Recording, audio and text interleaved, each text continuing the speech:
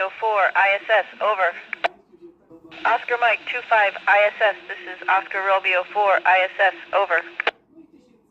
Oscar Mike 25ISS, this is Oscar Romeo 4ISS, over. Oh, great question. Good to hear you. If I could bring something to space, I think I would bring something living, some plants, maybe an animal, because I'm an animal lover and it reminds me of home. Over. Go ahead with the next question. Hi, if I could bring one item, I think it would be something living, like a plant or an animal. Over.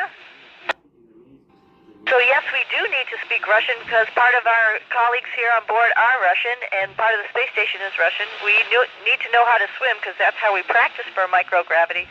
But origami, that's just fun, and maybe that's because we'll learn a little bit more about our culture. Over. I think the question was, how do you perceive gravity in space?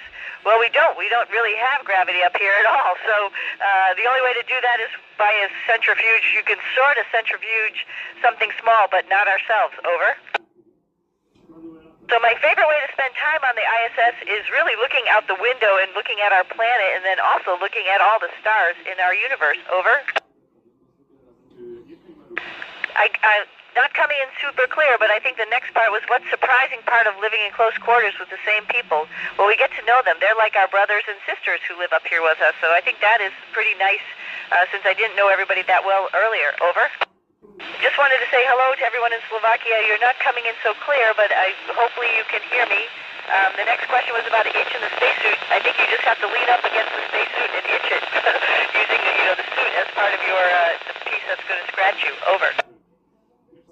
There's a question about weighing ourselves, and we do that with a spring mass, and how much the spring actually extends and how far it goes helps us understand how much weight we have up here.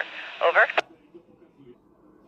Next question was about what's challenging about communicating. Well, just being over the right part of the Earth at the right time so we're able to talk to people on Earth, and then also the satellites that are aligned up that need to be coordinated so that we can talk to people on Earth. Over.